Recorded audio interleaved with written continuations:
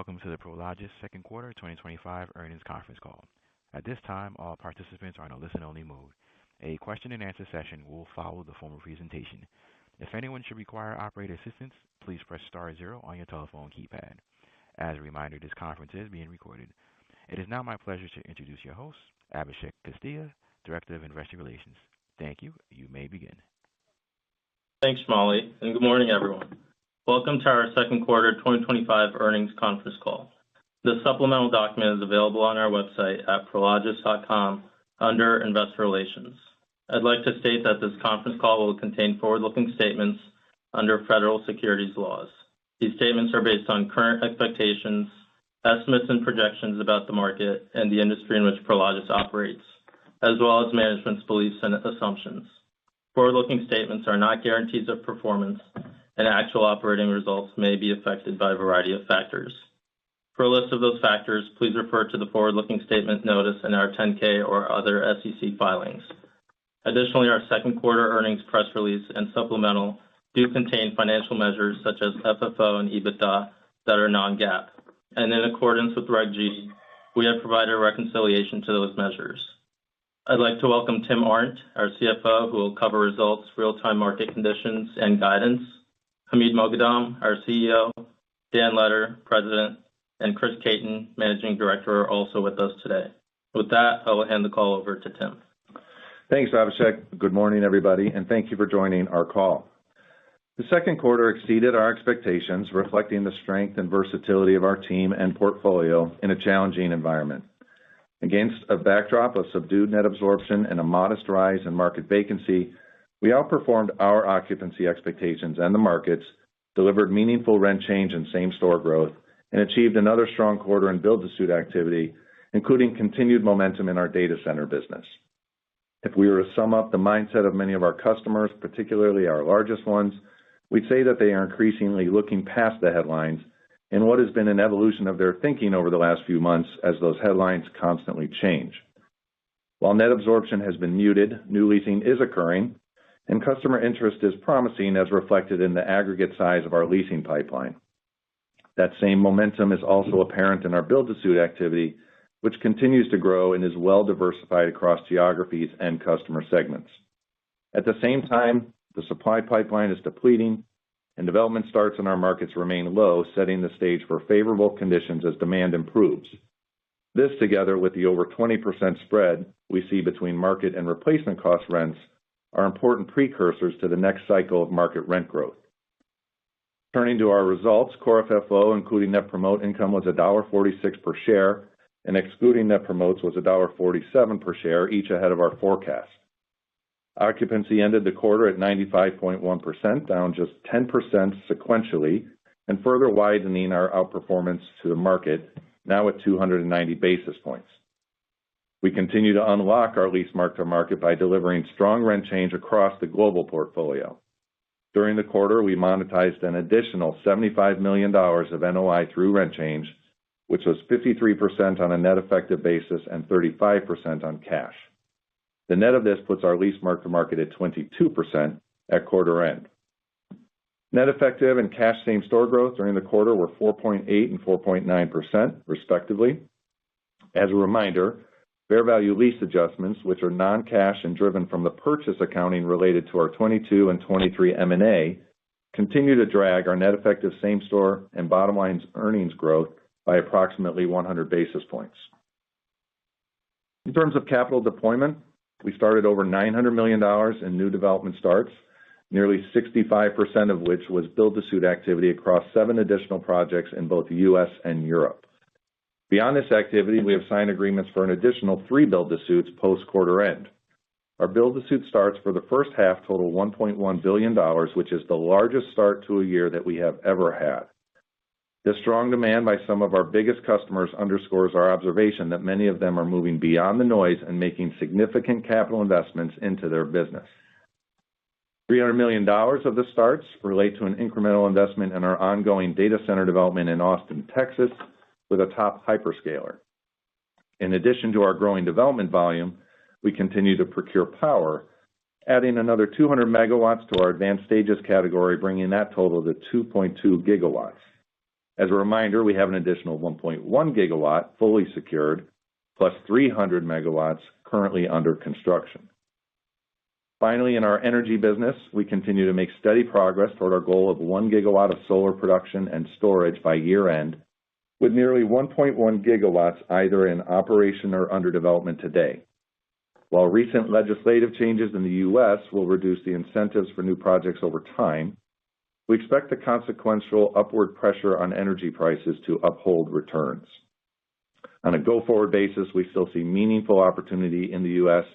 and remain committed to and are excited about the broader global potential of our distributed energy platform, which is expanding in its capabilities and offerings.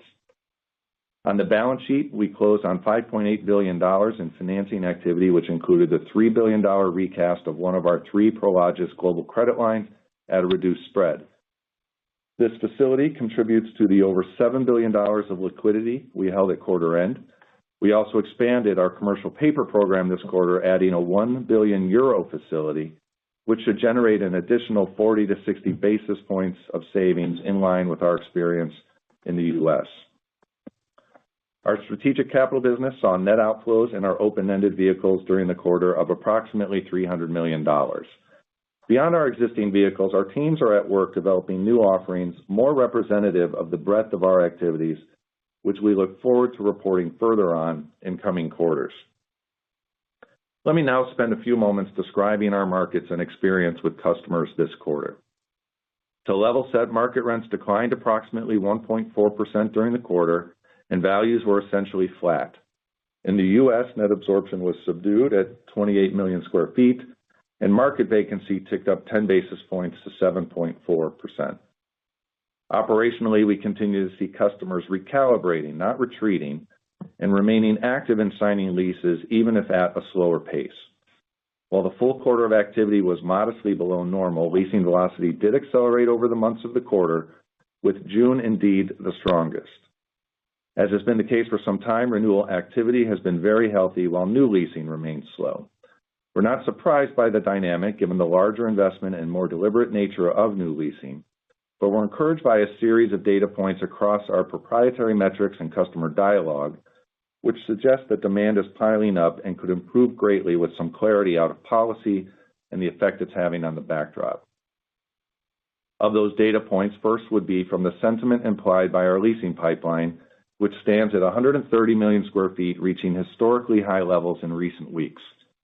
We see it as reflecting both a significant interest and need for space, as well as a lengthening of the time and decision-making, which we expect to see show up in future quarters through longer gestation timing as deals get made.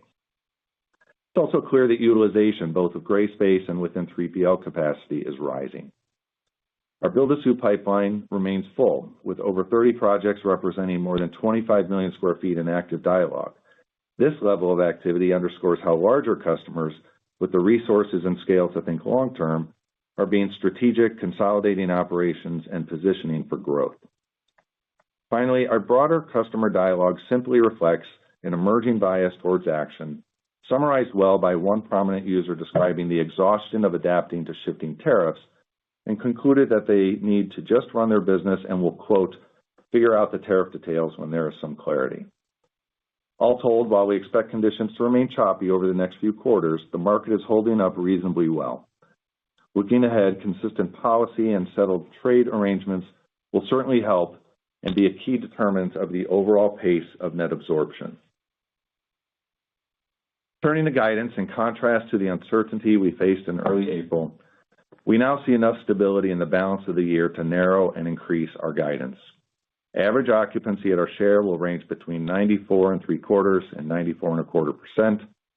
Rent change should remain strong through the second half and average in the low to mid-50s for the full year.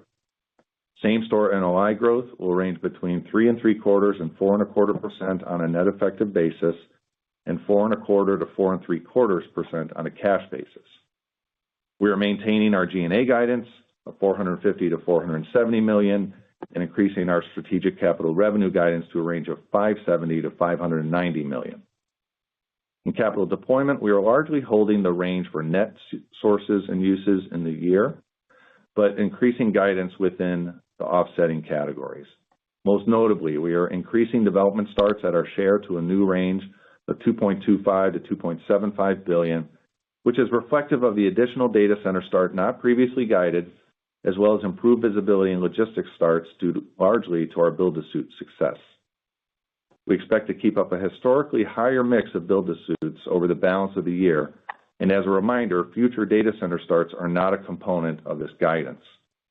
We are also increasing our combined disposition and contribution guidance to a range of $1 billion to $1.75 billion, again at our share. In total, our GAAP earnings guidance calls for a range of $3 to $3.15 per share.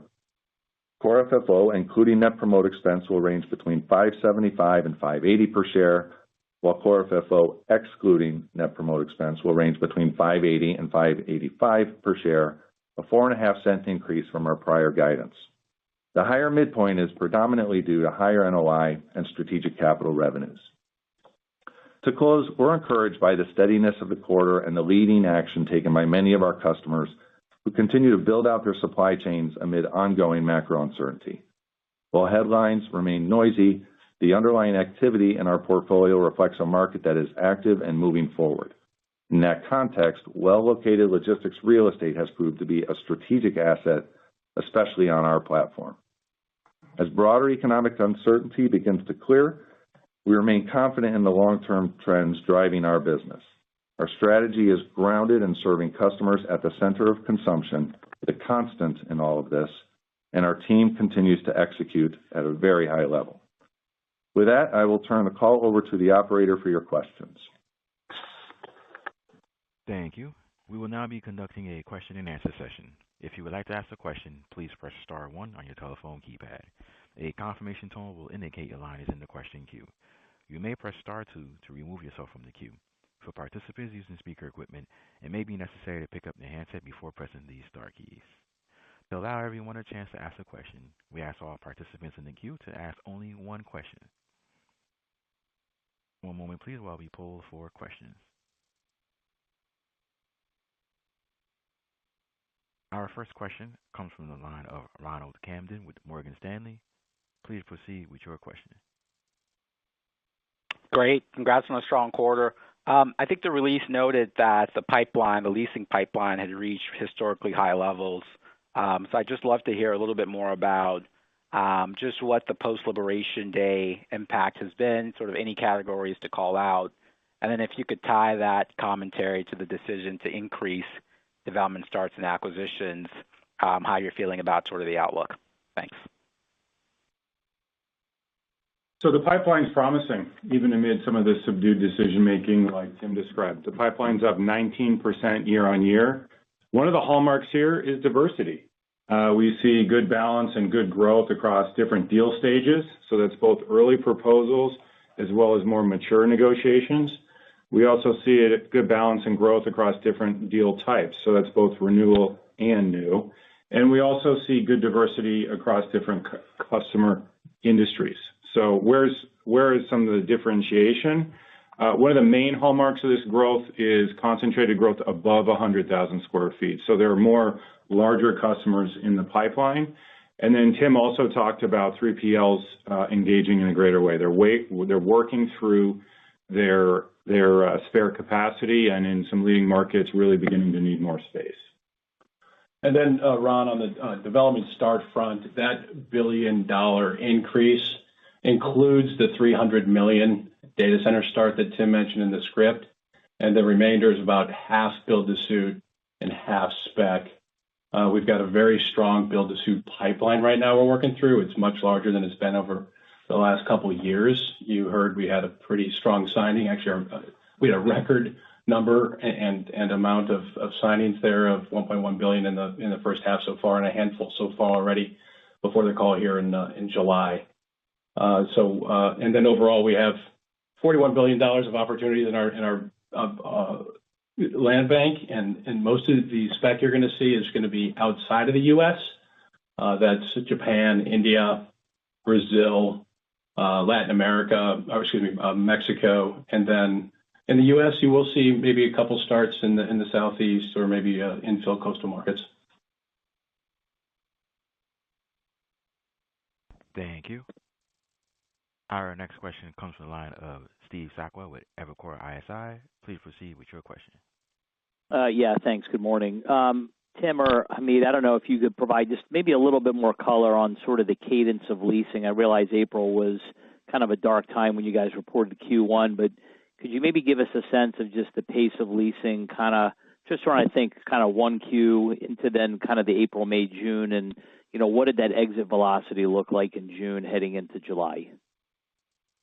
Yes, Steve, this is Dan. I'll start and maybe get some color from one of the other guys here. But if we take you back to 90 days ago, on the call, we actually talked about volume being 20% down from normal. This was 2 weeks after April 2nd and the tariff surprises.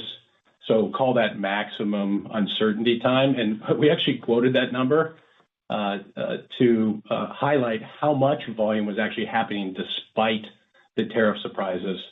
Unfortunately, I think that did create some confusion. And that's not a stat that we're going to continue to give. Looking at too short of a duration over a quarter is not really indicative of a trend. What we saw happen throughout the rest of the quarter was acceleration through May and June, and then the quarter ended up only down about 10% from normal.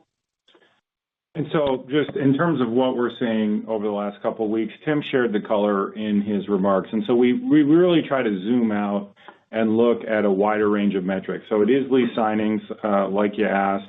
It's also the pipeline, like we just covered. It's the build-to-suit dialogues. It's the customer engagement. We really take a full picture approach to be sure we're giving you a complete update. Thank you. Our next question comes from the line of Caitlin Burrows with Goldman Sachs. Please proceed with your question.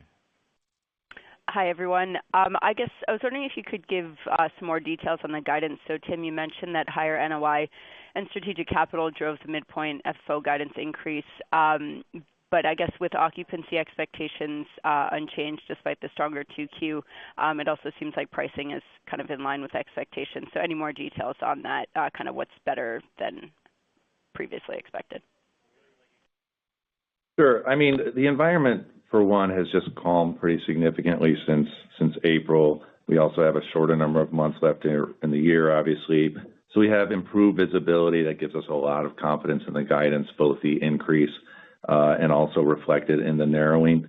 I referred to some outperformance in the quarter. If you recall back to April, we also cited outperformance there, even though, you know, we opted to leave guidance in place at that time, given the headline. So a few of those pennies are permanent to the year, is the point there.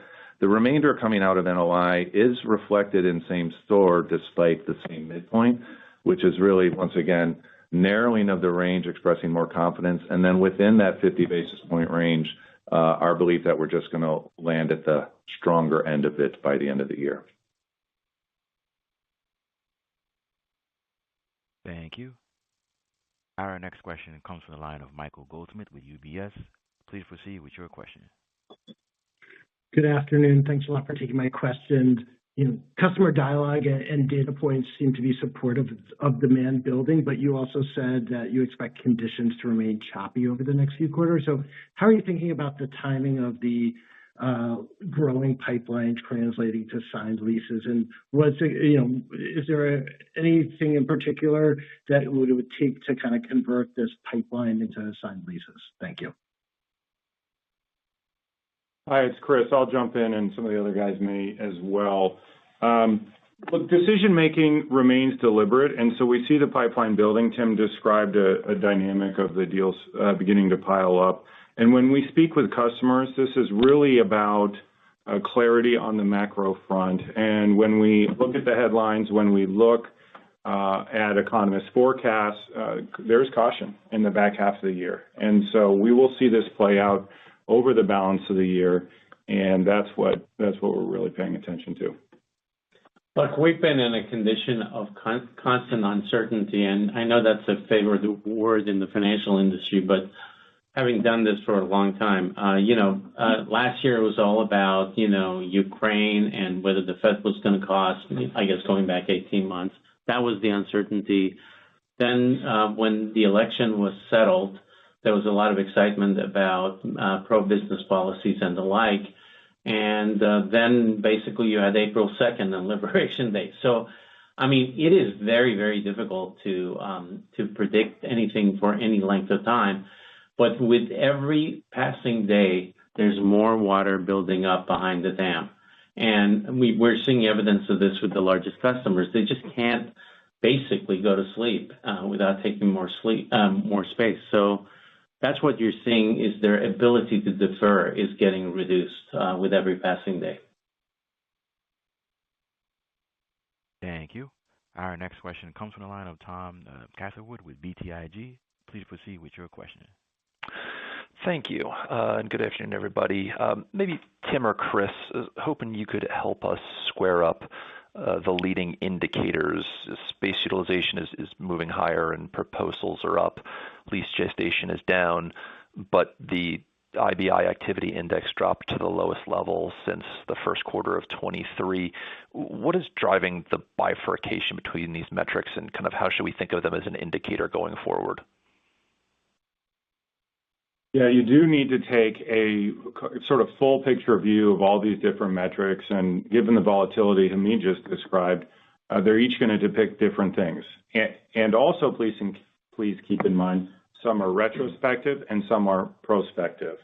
And so you ask after some of our customer survey data that you see in the supplemental there, I think they're doing a good job of describing the landscape. So, for example, utilization, that built in the quarter, 85%, up 50 basis points. That's a meaningful increase and is approaching a 2-year trend. And this is reflecting both growth in the supply chain as well as some inventory build. Now, at the same time, the IBI activity index measures that velocity, the product moving out. That has moved lower, and it's consistent with the softer economic climate, this uncertainty. Well, the third point, which we've already covered on the call, is simply the pipeline building and customers measuring how they make decisions in this landscape. Thank you. Our next question comes from the line of Craig Mailman with Citi. Please proceed with your question. Hey, good afternoon. I just want to kind of circle back, Hamid, your comment and just some of the other comments in the call about, conversations with tenants where, the water's building, the dam is getting more full, and, on the one hand, you have the tariff uncertainty. On the other hand, you had the OBBB bill pass, which is stimulative. You have some accelerated depreciation there, right? So you have some offsetting forces, and your leasing pipeline's at the highest rate it's ever been. At what point do you think a larger percentage of tenants just become comfortable being uncomfortable with the uncertainty and have to run their business, and, really that logjam starts to break? I'm just trying to get a sense as we head into the back half of this year and into next year, right, how this could trend, particularly from a net absorption perspective, where even with things kind of being uncertain and choppy, you guys, you held average occupancy steady.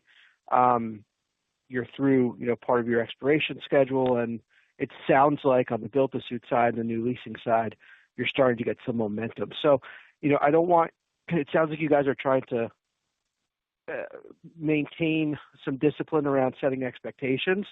But if you had to kind of couch it on the high and the low end of your probabilities of things really accelerating here in second half into, first half of next year, kind of where do you peg that, given all the conversations that you're having with tenants?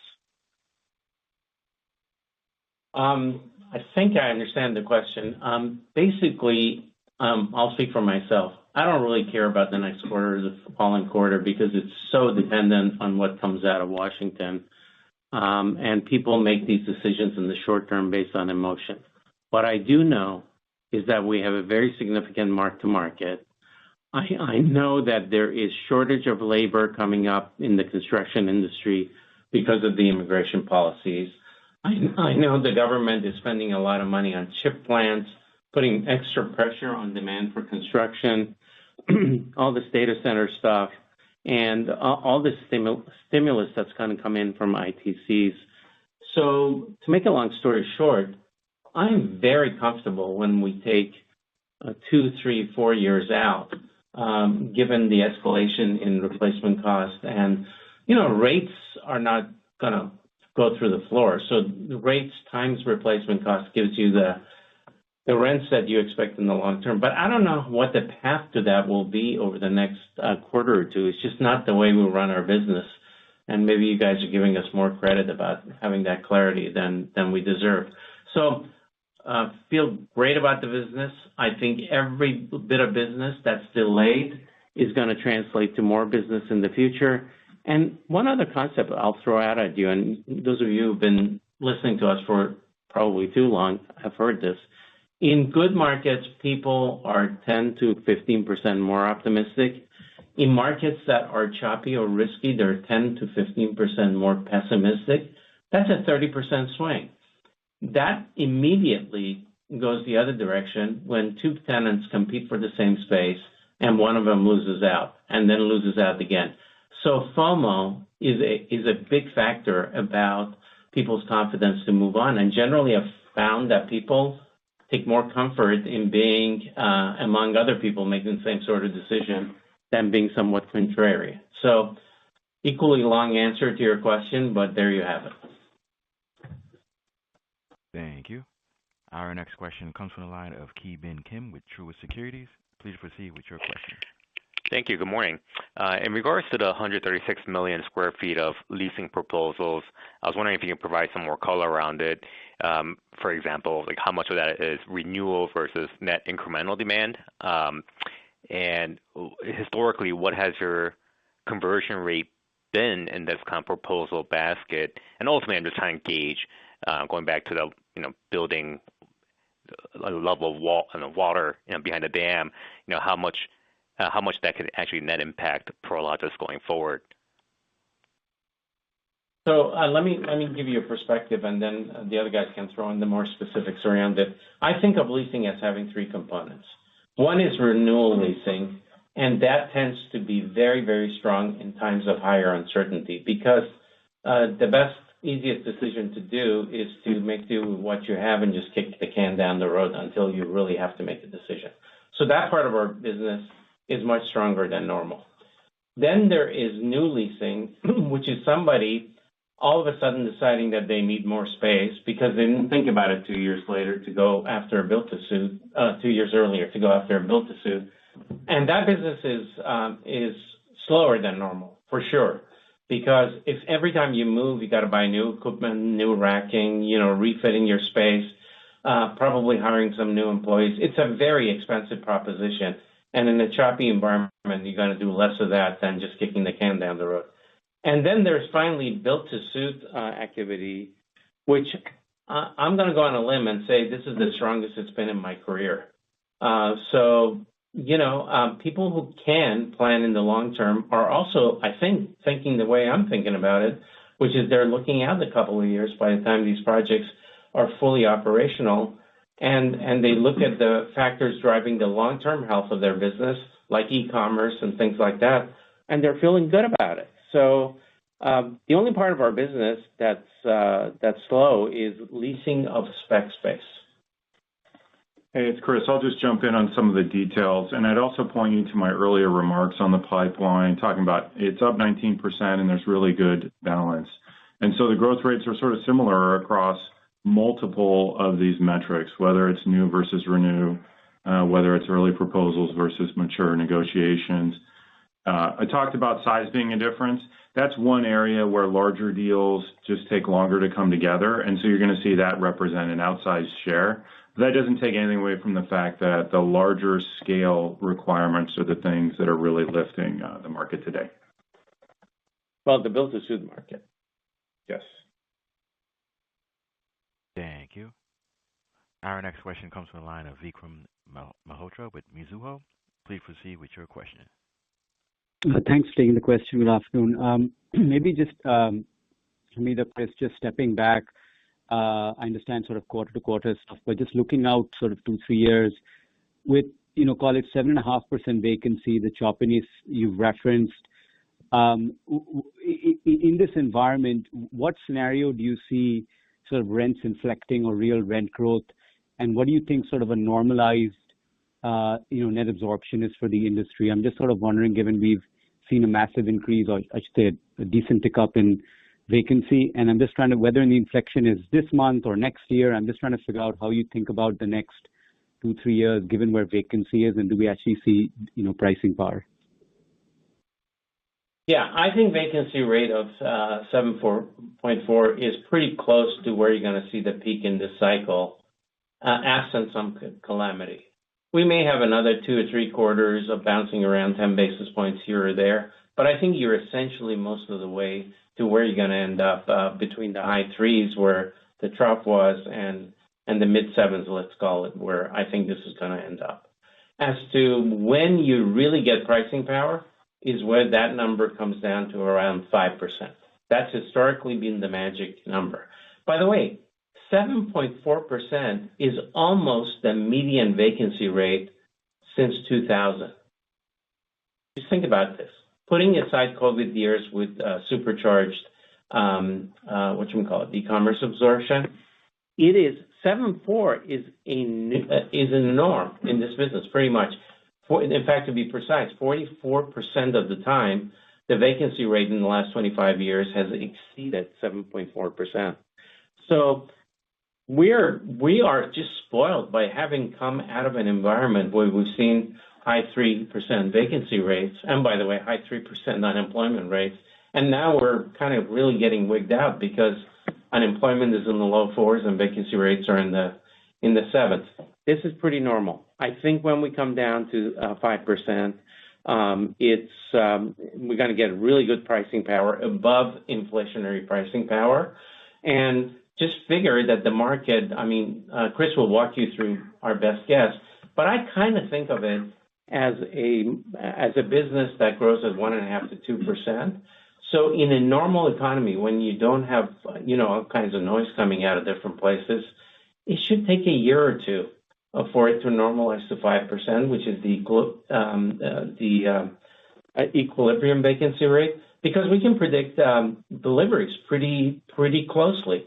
So really, the only variable is demand, and I don't know exactly what the demand numbers are going to be, but at some point they're going to center around the norm, which is about 250 million feet. They're not going to go to 375 where it was during COVID, because that was driven by a one-time really big shift. I think you heard me talk about it at that time.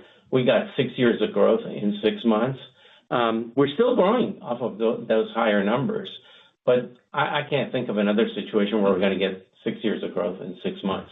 So mid-200s, a year or two, you're going to get pricing power.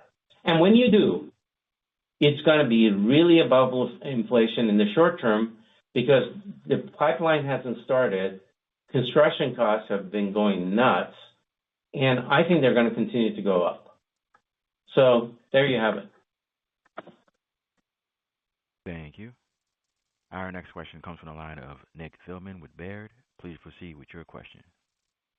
Hey, good morning out there. Maybe just, Tim, question on bad debt. I think in June you referenced that was trending better than expectations on that end, but maybe just an update here through 2Q, just kind of with the macro uncertainty, and then anything you're seeing, whether it be in the space size or the type of business where tenants are having a little bit of credit issues. Thanks. Yeah, that was relatively in line with the first quarter. It is elevated. We're probably bouncing between 35-40 basis points, where I think our history is closer to 20 or even a little below. The other reference point on all that is the height that we've seen during the GFC, which was up into the 50s.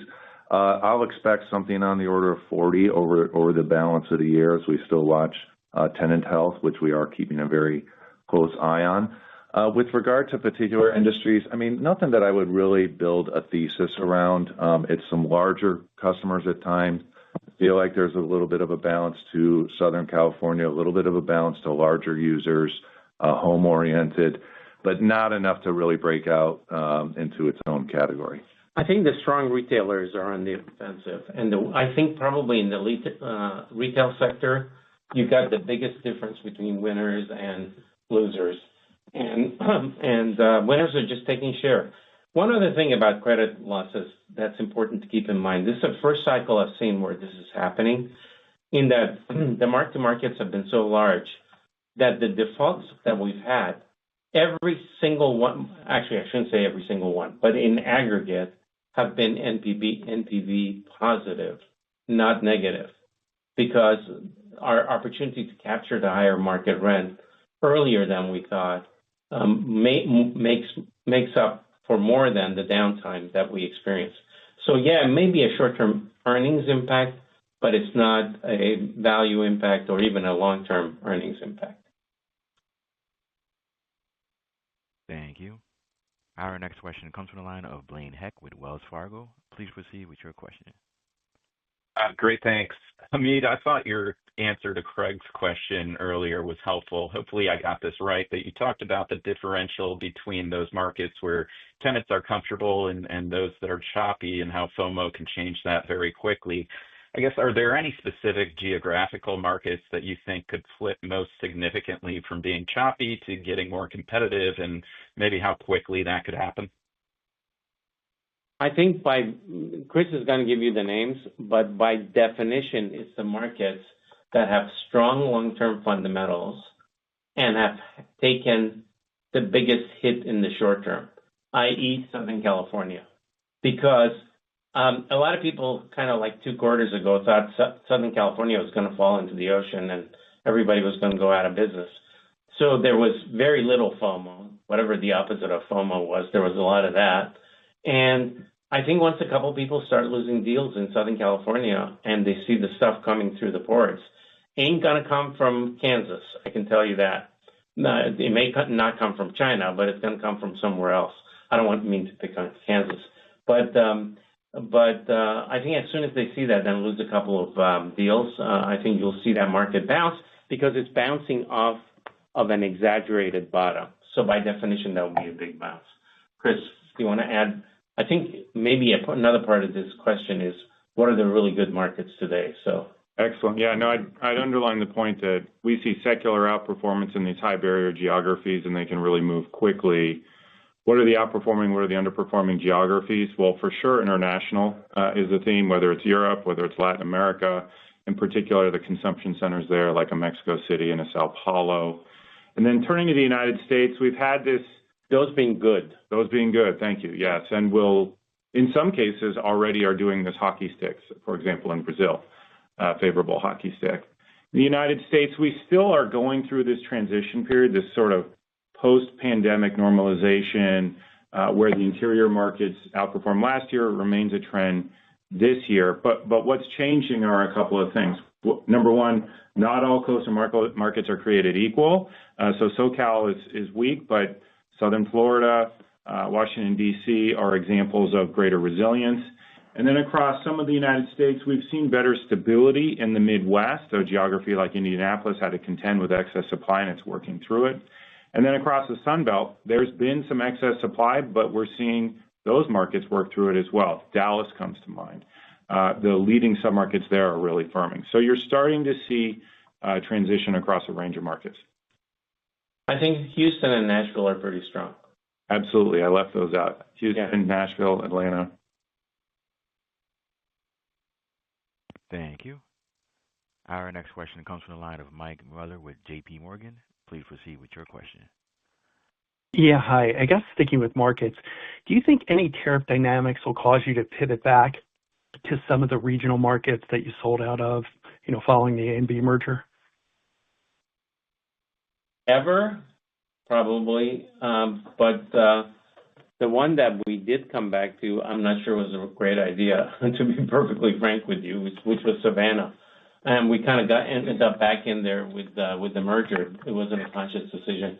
But we thought about it hard, about whether we should stay in or not stay in, and we decided to stay in. And I think our earlier decision was actually the right one. I think it's not fundamentally a long-term strong market, notwithstanding it's very strong and well-run port. But, that's nothing. I mean, that's less than 0.1% of our business that I can think of that way. So I don't think so. We've been in and out of Tampa a couple of times. I think we're feeling better about Tampa these days than we did before. We've been in and out of Minneapolis a couple of times. We're not going back in. Dan, what do you think? No, I think we're in 31 markets in the United States. We're in about 75 consumption centers globally. I think that accounts for about 78% of the world GDP in those markets. I think we're in the right markets, and we're going to stay focused there. Thank you. Our next question comes from the line of Samir Khanal with Bank of America. Please proceed with your question. Thank you. Good afternoon, everyone. I guess along the same lines of the last question, Dan, you took up your acquisition guidance. Maybe talk about broadly the opportunities you are seeing on the transaction side, anything you can provide on pricing and even from an underwriting standpoint, like what are you underwriting for occupancy and rent growth over the next few years, given the tariff uncertainty, et cetera? Thanks. Yeah, what's been interesting is just how resilient the overall transaction market has been, especially since April 2nd. There's a lot of capital that was sitting on the sidelines. It's out there very active right now, chasing right down the fairway, high quality, well-located assets with a higher WALT than people were looking for over the last couple of years. So what we've been focusing on really is more value add acquisitions. We're not interested in chasing those core returns down into the low sevens, which is where we're seeing them today. Our teams are turning over opportunities 150, 200 basis points better than that, whether it be a broken development or just some vacancy, but certainly not as many opportunities as I would hope for. Our focus on the deployment front is really, like I said earlier, it's data centers, it's build-to-suits, and then some spec where the market fundamentals make sense. Yeah, the only other thing I would add to what Dan said is that in Europe, the returns are in the low sixes, actually. So that market is even more expensive than the U.S. market. IRRs. Thank you. Our next question comes from the line of Vince Tibone with Green Street. Please proceed with your question. Hi, good morning. Cash same-store guidance implies growth will decelerate to about 3.5% in the back half versus mid 5% growth in the first half. Can you just discuss what's driving that deceleration, just given spread and occupancy trends are pretty solid, and it would seem to the building blocks would seem to imply growth would be stronger than 3.5% in the back half. So, I guess what's the headwind in the back half? If you can just kind of provide any color there, would be helpful. Yeah, hey Vince, it's really about comps in the end. One note before getting into that detail is while rent change remains very strong, if you look back at the levels of rent change that we've had the last 2 or 3 years, is coming in at lower amounts. So those contributions to same store growth will normalize, let's call it. But more specifically, the back half of this year will have more of an occupancy drag compared to 24 than the first half did. We also have some one-time items scattered around the back half, which deal with unfavorable comps, where we had some strong one-time income in 24 that won't be repeating this year. There's recovery noise in there. So it's actually a reason I would encourage you. I understand the analysis you performed, but you do need to widen out to a full year most times to get a full picture, and I would point you to our guidance there. Yeah, the other thing, Vince, that's going on is that we put away a lot of the uncertainty in the second half. So we already know the answer to those questions for second half deals. And obviously, there's a lot of mark-to-market to a lot of these deals that drives same-store NOI, but most of those have been captured or locked in for this year. Bigger portion of the second half than obviously at the beginning of the year for the first half. So that's another dynamic. Thank you. Our next question comes from the line of Brendan Lynch with Barclays. Please proceed with your question. Great. Thanks for taking my question. Hamid, your commentary on market vacancy was helpful. In terms of your portfolio, Asia occupancy was up quarter to quarter, but the other regions were down. Can you update us on your expectations for a second half inflection in occupancy and any considerations for the specific regions? Well, China's definitely, I think, past bottom and is getting better. And yeah, the numbers there can move around a lot because occupancy, I don't actually know exactly what it is, but probably has a high 8, low 9, depending on the market you look at. So there's the biggest opportunity for pickup there, and it's been in the dumps for the last 3 years. Japan is much more stable and predictable, but China's had moved down quite a bit. The point is the China numbers don't actually move our numbers because of our share. So, but that market I'm feeling better about.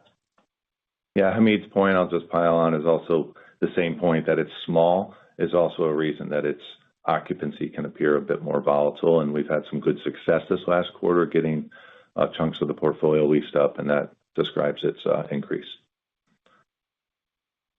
Thank you. Our next question comes from the line of John Peterson with Jefferies. Please proceed with your question. Oh, great. Thank you. Maybe a slightly different topic here, but as we see more automation in warehouses, I understand that this requires more power than legacy warehouse use cases. So can you talk about how prevalent those higher power demands are in just space demands today and how you guys are managing it in this power-constrained environment, as you guys know from your data center business? Well, the number that I carry around in my head that's approximately correct is that it's the power demands of a regular warehouse, not a temperature-controlled warehouse, are about 5 kilowatt hours per square foot. And we think with full automation and EV charging of forklifts and maybe some light trucks, over time that can get to 25. So that's a pretty significant 5x type of increase. Everybody talks about data centers being an issue, a demand on the load of the system, but automation, as you point out, is going to be also a very big driver. And yeah, I know the EV business is kind of slow these days, and policy has changed quite a bit. But look at the rest of the world. That business is growing very rapidly everywhere else, just not here because of policy. So that's a third leg of that demand driver, if you will. So I think everything points to the price of electricity going up and the utilization of electricity increasing in pretty much everything. And maybe I'll pile on here. We're way in front of this. We've actually launched a new behind-the-meter energy generation solution. This is actually stemming from the expertise that we've gained through this mobility business with microgrids, actually. So this is not a revenue-generating business yet. We've got a big pipeline, and it's a very strategic growth area for us. It's really bridging the gap as the utility continues to struggle through exactly what Hamid just described here, which is keeping up with the demand for both logistics and data centers. Thank you. Our next question comes from the line of Nicholas Yulico with Scotiabank. Please proceed with your question. Hi, this is Greg McGinnis on with Nick. We're just hoping to dig a bit more into the source of demand that you're seeing. Who are the end users right now? How does that compare to the last few years of demand? And on the build-to-suit side, is that a similar makeup of tenant demand? And why do you think they're choosing build-to-suit over currently vacant space? Hi, it's Chris. I'll jump in. I think Dan will have some remarks as well. As I look across customers that are active, the hallmark here is diversity. There are a couple of categories we've been talking about that, though, are part of this demand growth, this demand acceleration. Things we've been talking about, like basic daily needs, so think food and beverage. We've also been talking about the importance of e-commerce and the retailers taking share. And then we are seeing increased incidents of sort of light manufacturing, light assembly requirements. Those are the sort of obvious drivers we've been talking about in the past. Less obvious, we've had very active dialogue and leasing with auto customers, which might surprise you. It's more on the spare parts or the replacement parts and tire side of the business as consumers maintain an aging vehicle fleet. And then I already discussed looking at different companies, the 3PL component is beginning to work or has begun to work through that spare capacity and is beginning to need more space. And as the makeup of the build-to-suit pipeline and what we've signed this year, these are large customers. These are Fortune 500 customers that can see through the short-term noise, and they're making long-term decisions. The buildings themselves are actually all pretty big. We're seeing them really focus on large buildings, even, million, 1.5 million plus. And there's not a lot of spec sitting out on the market for buildings of that size. And then, of course, it becomes locational. There may be vacancy in one side of the country, and then they need to be in other locations. So we're finding our 14,000 acres of land that we own or control is a differentiator for us there. And we're capitalizing and taking our more than our fair share. Thank you. Our next question comes from the line of AJ Peak with KeyBanc Capital Markets, Inc. Please proceed with your question. Hi, it's Todd with AJ.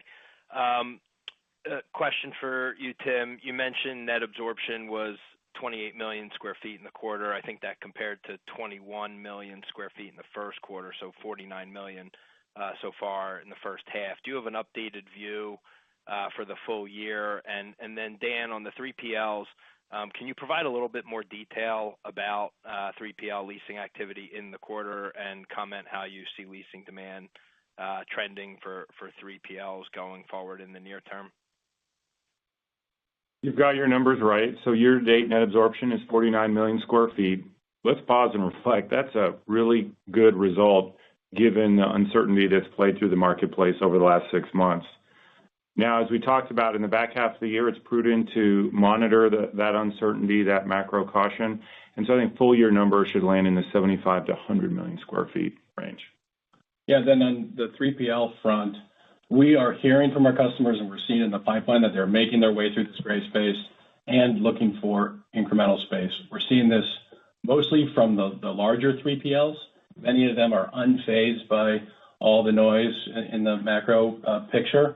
But we're definitely hearing the confidence, and we're seeing that pipeline grow. 3PLs accounted for about a third of our leasing in the second quarter, which is slightly down from the prior 2 quarters, but those were 2 quarters in a row of records. Thank you. Our next question comes from the line of John Kim with BMO Capital Markets. Please proceed with your question. Thank you.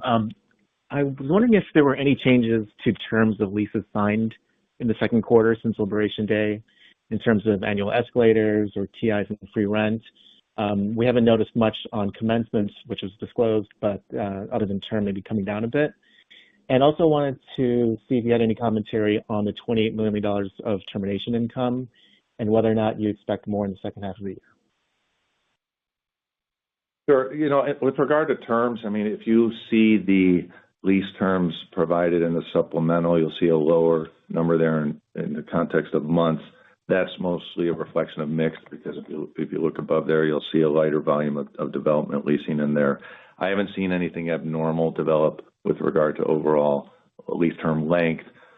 We've been saying that concessions are normalizing, which does continue, and you also see that reflected in the materials this morning.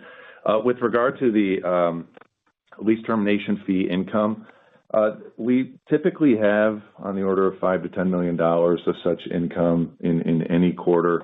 This quarter was a little bit higher. I would remind you, as you're looking at an item like that, you're seeing one side of it. What you don't see is there's resulting vacancy, clearly, which winds up impacting the balance of the year. Those kinds of knock-on effects are all reflected in our guidance. So that was an unusually high item in the quarter. It was forecasted and contemplated in our previous guidance. And so everything with regard to same store and earnings will be in good shape for the balance of the year.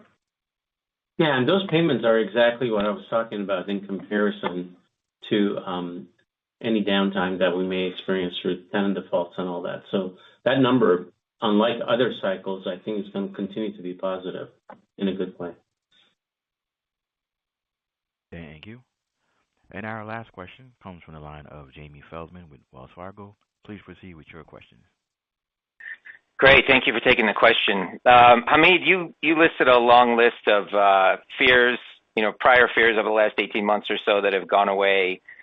As everyone talks to their clients today, economists are calling for a much better 26.